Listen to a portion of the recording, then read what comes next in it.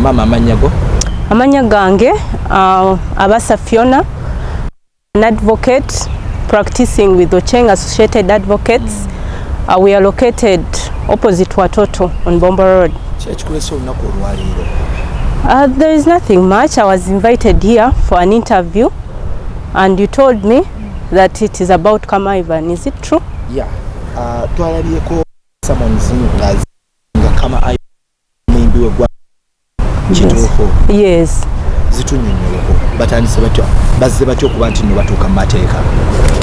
We were approached. Kama Ivan natu approaching natu ensonga ze ngabo ya signing Ebyomuyimbi Pallaso and yam signing kumanaginga. So these people entered into an artist contract management or an artist management contract. So when they entered into it, it had some terms which included exclusivity, where Kama Ivan was supposed to manage him exclusively. He was supposed to promote him. Ate yali also ali supposed okumupromotinga kutwala enyimba ze. All Pallaso was supposed to record the songs and bring them to Ivan.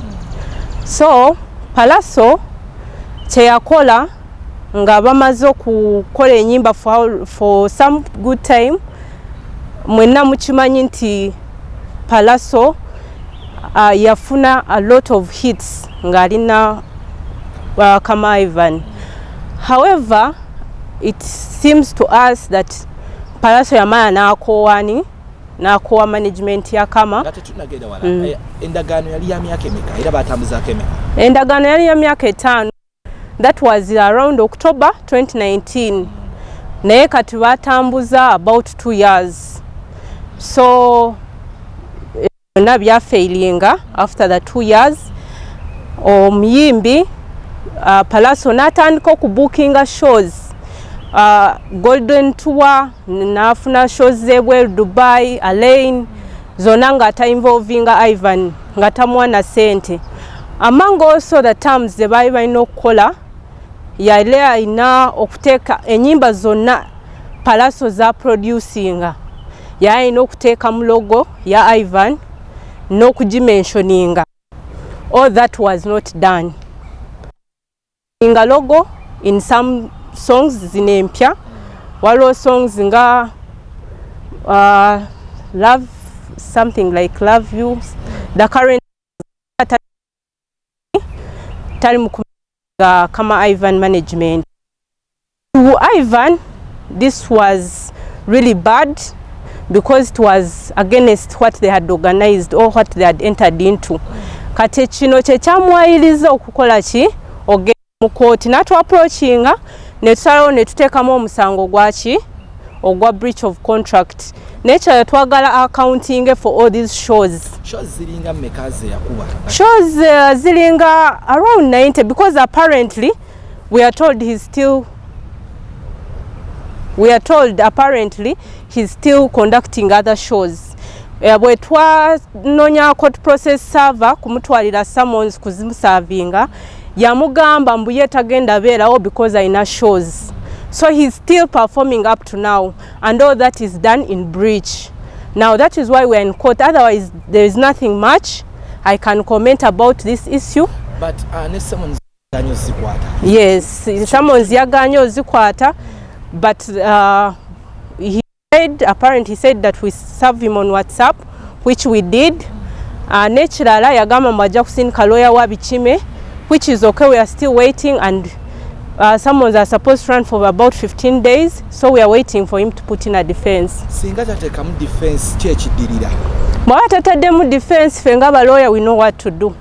There is another way of taking the matter to court, continuing. Kyandibadde nga kigwe banamateka omulamuzi kyayinza osalira Pallaso olw'oku breaching a contract. Of course there is nothing much, but what Ivan wants mainly is his money, because he am investing a lot of money. About 500 millions zabize nga mu investing nga mu promoting media personalities, at least you have seen Ivan approach you, paying you to, you know, promote Pallaso's songs. So mwabamanya, at least muchimanyi nti he has really tried to do a very big job. So after 15 days mugenda gena mu court? Yeah, we shall continue. We are going to fix the matter for hearing. But I'm sure he's going to put in a defense. Pallaso can put in a defense if he really wishes to go on with the case. It's okay. If he has another option table with us and he consents, we settle this matter out of court. Okay. Yakubye so far about 90 shows. Yes. Na sent. All the 90 shows abadde tafuna sent. Yeah, we have put in court, we have put everything in court. And court is going to decide.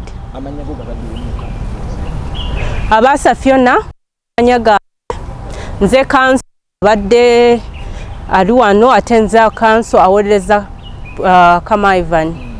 Yes. Yes, definitely. Zona Mpalavu, Malamu, byonna. I know almost all his songs. Zona eza hitting at least. I have no problem with him. It is okay. That is part of our job.